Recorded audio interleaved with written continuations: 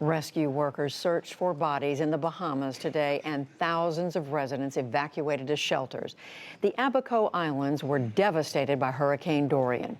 Relief operations are underway, but it has been a slow and difficult process. Amna Nawaz gets a report from the islands.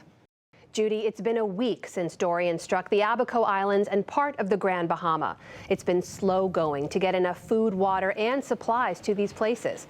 As much as 90% of all the buildings and structures on the Abaco Islands appear to have been destroyed.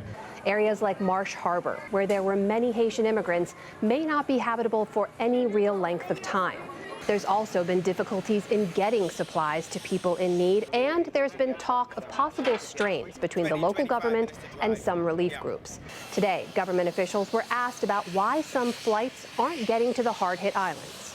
Priority is given to those entities that made contact with NEMA. That is one of the functions of NEMA. It is to coordinate. And so we are not preventing persons from getting in, but it has to be done in an orderly fashion.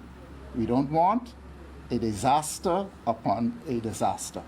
UNICEF began delivering water supplies this weekend after a plane landed with 1.5 tons of supplies. Naqib Safi is an emergency specialist for UNICEF. He was in Marsh Harbor yesterday, and he joins me from Nassau by Skype. Naqib Safi, welcome to the News Hour. You were just in Marsh Harbor. Some of the hardest hit areas are there. Tell me what it was that you saw and heard on the ground. Devastation. Almost all infrastructure houses were flattened. At the airport, when we arrived, we saw a long queue of children, women, and the rest of the families who were evacuating in a flight towards Nassau. We drove almost for 5 to 7 hours in different locations. We talked to people. We saw destruction.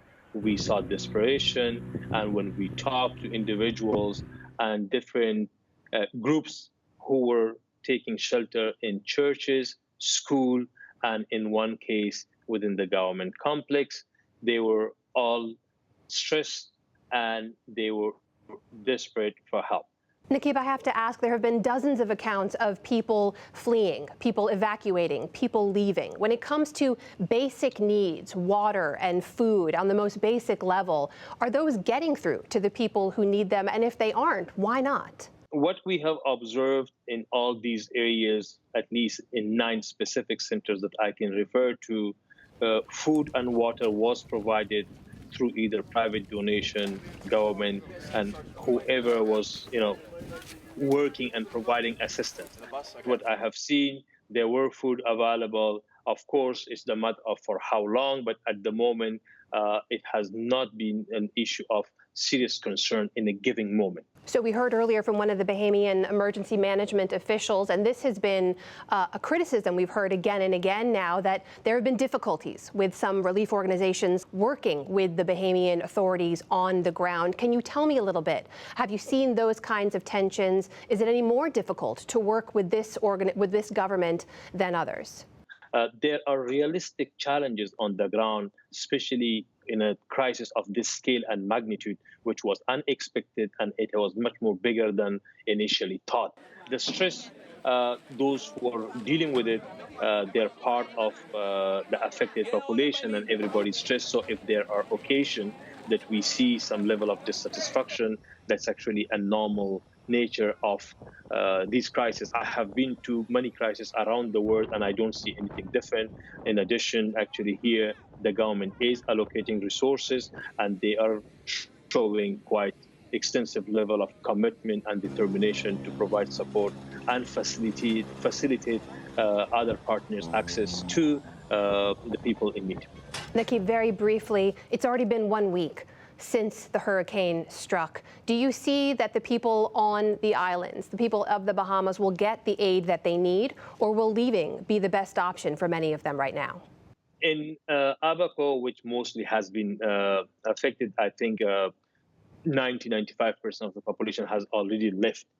Remember, these percentages should be taken into the context, because we are still figuring out, and when I say we, the government and the partners, to see what are the exact number of people staying. The return of these people would need significant level of investment of rehabilitation of water system, power supplies, infrastructure, etc.